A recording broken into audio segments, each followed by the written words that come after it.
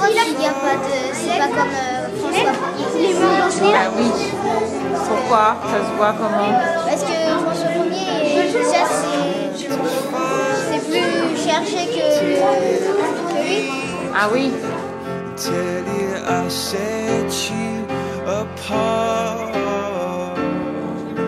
Tell me your secrets and ask me your questions. On dit pas une coquille Back to the start. Running in circles, coming in tails, heads on the sides apart. Nobody said it was easy. Alors qu'est-ce qu'il y a derrière vous? It's such a shame for us to part. La fosse? Vraiment? Ah bon? Ah bon? Elle est où à Paris? Ah bon? Vous êtes sûr?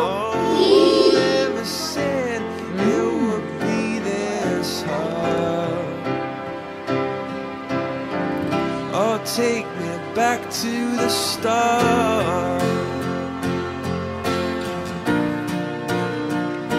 Oui, va essayer. Normalement, vous devriez pouvoir le déplacer. Voilà. Un hamac, je suis pas sûre. C'est quoi toi? D'après toi, c'est quoi? Vas-y. Des grosses pierres, c'est pour mettre Ah, de l'eau ou des grosses pierres? Ah, donc c'est quoi? Ah, c'est pour ramener de l'eau. D'accord. Et ébahi devant toutes ces machines et ces inventions. Je vois ça. Et toi, Emilia, qu'est-ce que t'en penses? Léonard de Vinci, il est quand même un bon savant. Ah ouais, quand même un peu. Hein.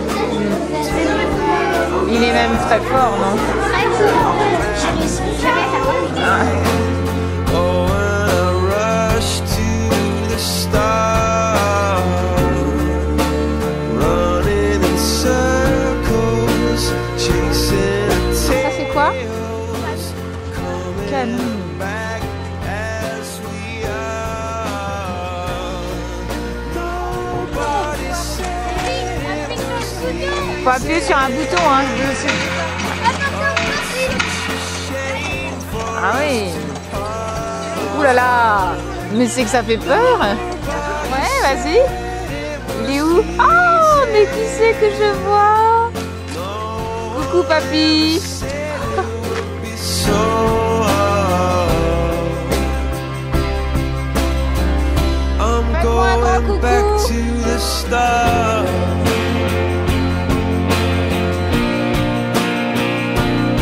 Alors, regardez votre livret. Sur votre livret, vous avez une page pour cet endroit sur le corps humain. Alors, il faut cocher dans le carnet. Et là, il y avait aussi cette fiche-là. Alors, qu'est-ce qu'on doit cocher, Paul? Alors, qu'est-ce que c'est? Oui, c'est une épaule. C'est le bout. Après, c'est un mot. Après, c'est quoi? Un mollet? Alors, est-ce que c'est un mollet? Oui, c'est un mollet. Oui.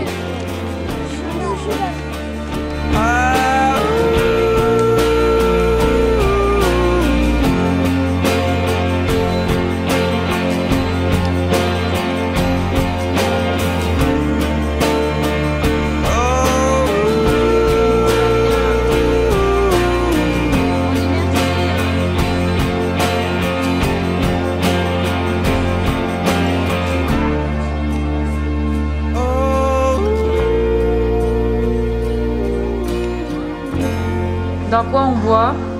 Oui. On se croirait un peu au temps de Arthur et les chevaliers de la table ronde. Éventuellement avec votre enseignante, de tirer les lignes de perspective, les lignes de force de cette toile, de ce tableau, pour comprendre la composition qui est tout à fait particulière de la Sainte-Anne.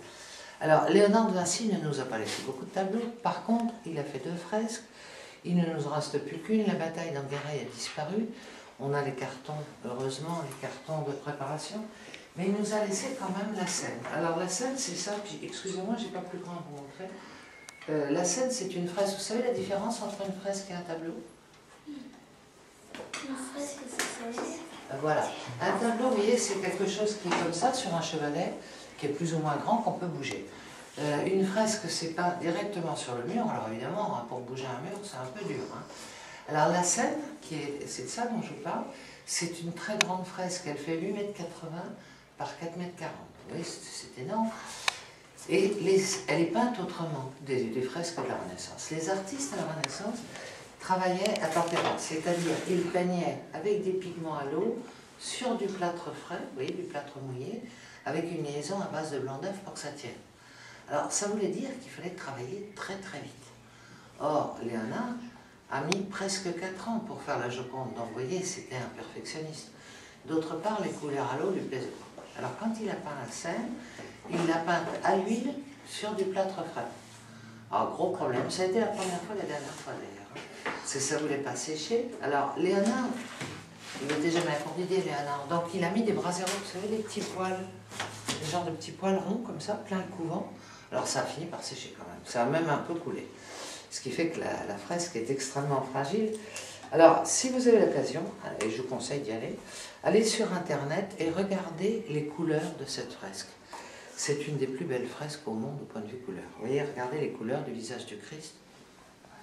Regardez autre chose, regardez la composition de cette fresque qui est très moderne. On croirait qu'on a un metteur en scène de théâtre qui nous a disposé des acteurs. C'est les acteurs, en l'occurrence les apôtres. C'est très surprenant. Ce qu'il faudrait que vous regardiez aussi, ce sont les mains des apôtres. Léonard nous passait des messages par ces tableaux, ces fresques, et donc les mains correspondent à des messages, à des mystères. Alors passez un peu de temps pour essayer de comprendre, et après ça vous comprendrez nettement plus Léonard de Vinci. Ok. Et il y a un autre petit pic, comme ça si vous cassez, vous en avez un autre dans votre chambre. Vous inquiétez pas, ça arrive, c'est assez facile. Vous êtes combien? Vous êtes 15 alors du coup? Oui. On va faire 7 groupes, ça va être bien ça. Donc ça va faire des groupes de combien de temps si vous faites réfléchir? On a dit que tu faisais pas de maths. Oui, t'as dit qu'on faisait pas de Ah, maths. je dis qu'on fait pas de maths. Je dis qu'on fait pas de maths tout à l'heure. Des groupes de 2. Et il y a un groupe de 3. Vous allez voir, il y a 2 balances par table. Donc ça veut dire une balance par groupe. Donc prenez un groupe et voilà. Donc je vous laisse faire les groupes, vous installez. Je vous laisse vous amuser avec. Moi je vais passer voir un truc qui est plus proche du pivot et je cherche qui est plus loin du pivot. A votre avis, avec quelle balance ça va être le plus facile de soulever ma charge? Vous soulevez comme ça ma charge. Avec la bleue ou la rouge? Attends, avant de le faire, on va se voir, on va se deviner. La bleue? Donc on va mettre le moins des coups là ou là? Dans la bleue? Non, c'est quoi les gars? La bleue, va essayer. On y va, 2, 3, 4, 5, 6, 7. Ah, tout à l'heure on l'a dit. Et là, combien il en faut? 1. Non, regarde. 2, ça soulève, tout simplement. Alors regardez sur le point là.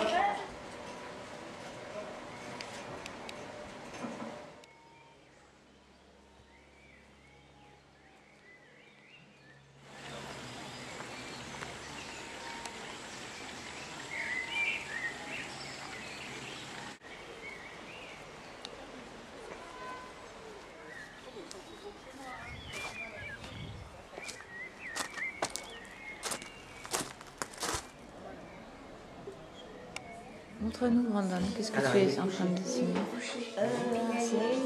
C'est ta machine volante? Waouh, ta barre, dis donc! Oh, c'est une sacrée machine! Oh, c'est super! Et comment tu l'appelles cette machine? Tu lui as donné un nom? La voiture volante. La voiture volante, mais oui, bien sûr! Ah, c'est pas mal du tout! Bravo Benjamin. Ah, magnifique Justin. Comment tu vas l'appeler ta machine? Ça j'en ai encore compris.